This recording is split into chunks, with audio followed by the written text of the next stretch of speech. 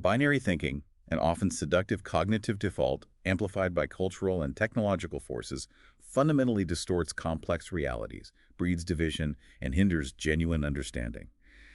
Cultivating the intellectual virtues and practical skills of critical thinking is therefore not merely an analytical exercise, but an essential ethical and epistemological imperative for navigating truth, fostering empathy, and enabling effective problem-solving in a deeply interconnected world. Wow, that's quite a statement. And it's really interesting when we look at how various large language models analyze this idea of binary thinking, we see some pretty remarkable similarities. Yeah, it's fascinating, isn't it? I mean, you have these different LLMs trained on massive data sets with distinct architectures, and yet they converge on this idea that an either-or mindset limits our understanding, that critical thinking is the key to breaking free from that constraint. Absolutely. I mean, some of these LLMs really zero in on those cognitive biases that make binary thinking so tempting, even if it's an oversimplification. Right. And others highlight how this polarized thinking actually plays out in society, fueling division in all sorts of areas. Exactly. And then you have those LLMs that focus on what we can actually do about it, outlining specific skills and tools. I'm particularly intrigued by the ones that frame this within a larger philosophical context, almost as a matter of intellectual integrity. Oh, absolutely. Like Gemini 2.0 Flash, for example. It gave this really detailed breakdown of the skills involved in moving beyond binary thought. I mean, it's almost like a practical guide.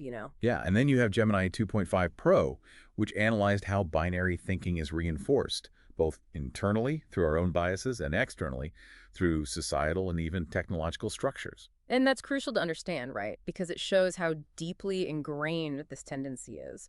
And what I think is really cool is that several of these LLM summaries even included counterarguments or acknowledged inherent complexity, so it wasn't just black and white even in their analysis. It definitely adds another layer to it. So for this deep dive, we're going to really dig into this phenomenon of binary thinking. We want to understand what it is, why it's so appealing, even though it can be problematic, and most importantly, how critical thinking can help us navigate the world in a more nuanced and comprehensive way. Absolutely. So let's start with the basics. Binary thinking, at its core, is about simplification. It's about taking something that is often a spectrum, a continuum, and reducing it to just two mutually exclusive categories. Right. So it's like taking the full rainbow and saying, okay, we've got black and white, and that's it. Forget all those other colors in between. Exactly. And this anti-dichotomy approach, well, it's more than just avoiding those rigid classifications. It's about actively engaging with the complexity. It's about looking for the full spectrum of possibilities, understanding the connections between things, the context, even the ambiguity. It's accepting that things aren't always so clear-cut. And it's actually pretty amazing how pervasive this binary thinking is, right? I mean, you see it everywhere. Oh, absolutely. Think about the news, for example. Stories are often framed as a battle between two opposing sides, leaving little room for any middle ground or shared perspectives. And social media, it's like a constant clash of extremes where everyone's digging in their heels. And even at work, right? Projects are either a complete success or a total failure, when in reality, it's almost always somewhere in between. It's like we're missing the whole spectrum of possibilities by focusing on those extremes. And part of the reason this happens is that our brains are actually wired for this kind of thinking, at least to some extent. What do you mean? Well, Daniel Kahneman talked about system one thinking. It's that fast, intuitive, automatic part of our thinking that loves simplicity. And binary categories fit right in with that, don't they? It's just easier to process. Exactly. It takes less mental effort to categorize something as good or bad, right or wrong, than to grapple with all the complexities. So it's like our brains are trying to be efficient, but that efficiency comes at a cost, doesn't it? Oh, definitely. Because this isn't just happening inside our heads. There are also external forces that reinforce this kind of thinking. Like what? Well, think about social dynamics. When we identify with a group that's defined by a clear us versus them mentality, it can be incredibly powerful. It gives us a sense of belonging, of being on the right side. So there's this social pressure to conform to those binary divisions. Absolutely. And that can make it really hard to break free from those frameworks, even when we recognize that they might be oversimplifications. So we've established that binary thinking is common, that it's even appealing in some ways. But let's get to the heart of it. Why is it ultimately harmful? The thing is, while binary thinking might seem efficient on the surface, it carries some serious risks. In what ways? Well, take political rhetoric, for example. It often thrives on these stark oppositions, right? us versus them, good versus evil, but real policy debates are much more complex than that. So it's like people are making decisions based on these overly simplistic and emotionally charged arguments that don't reflect the full picture. Exactly. And it's not just politics. Think about moral judgments. When we categorize people or actions as purely good or evil, we shut down any possibility of understanding the nuances, the motivations, the potential for growth. That's especially problematic when those judgments are informing our legal systems or our relationships with other countries. Absolutely. It's like we're taking a multidimensional world and flattening it into two dimensions, and then basing our decisions on that distorted image. So if binary thinking is the problem, then critical thinking is often presented as the solution. What does that actually look like in practice, though? Right. What are the skills that help us deconstruct those artificial binaries? Well, the first thing is questioning assumptions. It's not about just accepting the framework that's presented to you. It's about asking, is this really an either-or situation? What are the underlying beliefs that are driving this division? So it's like taking a step back and saying, wait a minute, is this really as black and white as it seems? Exactly. Another key skill is seeking multiple perspectives. It's about making a conscious effort to understand viewpoints that are different from your own, even if you disagree with them. It's like trying to see the world through someone else's eyes, even if you don't end up sharing their vision. Right. And then there's spectrum thinking. It's about recognizing that many things exist along a continuum rather than at two opposite poles. So instead of just success or failure, it's acknowledging that there are degrees of success, degrees of failure, and everything in between. Exactly. And finally, there's the ability to embrace ambiguity. We often crave certainty, but a critical thinker can tolerate and even appreciate situations where clear-cut answers are elusive. That's a tough one, though, isn't it? Because our brains really do seem to like those neat and tidy answers. Oh, absolutely. But it's a skill that can be developed with practice. So let's talk about how to actually put these skills into action. Let's say you're reading a news story that's framed as a clear conflict between two groups. How would you use that skill of questioning assumptions in that situation? Well, the first step is to identify what that binary framing is. What are the two sides that are being presented? Then start digging deeper. Are those groups really as homogeneous as they're being portrayed? What evidence is being presented to support this division?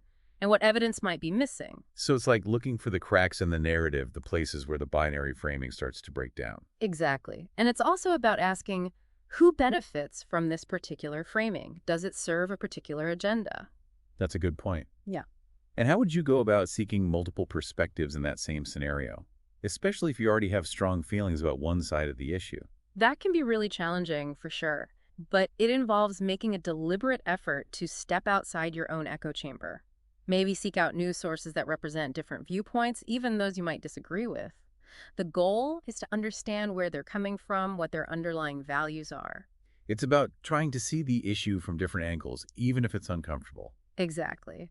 And sometimes you might even find that your own perspective shifts a little bit as a result. Let's try applying these principles to a concrete example. Let's talk about the whole debate surrounding artificial intelligence. One common binary framing is that AI is either going to be this incredible utopia that solves all our problems, or it's going to be this terrifying dystopia that leads to our downfall. That's a perfect example. Now let's use some of those anti-dichotomy skills to break that down. First, questioning assumptions. Is it really an either-or situation? Are those the only two possible outcomes? Right. And if we think about seeking multiple perspectives, we might consider the viewpoints of AI ethicists who are advocating for regulation, or business leaders who see the economic potential, or artists who are exploring AI's creative possibilities. Exactly. And none of those viewpoints fit neatly into that simple utopia-dystopia dichotomy. And if we use spectrum thinking, we realize that the impact of AI is going to be incredibly complex. It's not going to be all good or all bad. It's going to be a mix of both, with different applications having different consequences. Right. And embracing ambiguity means accepting that we don't know exactly how this is all going to play out. There are so many factors at play, and the future is inherently uncertain. This is already giving me a much more nuanced perspective, but I have to admit, it feels a lot more mentally demanding than just accepting that simple binary. It definitely can be. And there are some real obstacles to thinking this way consistently. Like what? Well, for one thing, our brains are wired for those cognitive biases we talked about earlier. They love patterns and shortcuts, and binary categories are a shortcut. Right, those easy answers. And then there's social pressure. It can be uncomfortable to express a nuanced viewpoint, especially when everyone else seems to be firmly on one side or the other. And then there's the speed of modern life. We're constantly bombarded with information, and we often feel pressured to make quick decisions. It's tempting to just simplify things into binary choices so we can move on. It's almost like we're being pushed towards those oversimplifications. But are there ever situations where binary categories are actually necessary or helpful? That's an important point. There are definitely times when binary distinctions can be useful. Think about the legal system. You need a guilty or not guilty verdict, even if the circumstances of a case are complex. Or like a light switch, right? It's either on or off. Exactly. But the key is to recognize when those binary categories are truly essential for a specific purpose, and not to apply that same rigid thinking to situations that require a more nuanced understanding. So it's about being deliberate in how we use those binary distinctions, not just defaulting to them. This whole conversation is also making me think about some bigger questions, like what's the relationship between rejecting those rigid binaries and our search for truth? And does embracing complexity mean we have to abandon any sense of moral clarity? Those are really deep questions. I think the connection between moving beyond those either-or frameworks and seeking truth is that a more nuanced perspective allows us to see a fuller, more accurate picture of reality. Because truth often doesn't fit neatly into one extreme or the other, right? It's Yeah. often somewhere in the messy middle.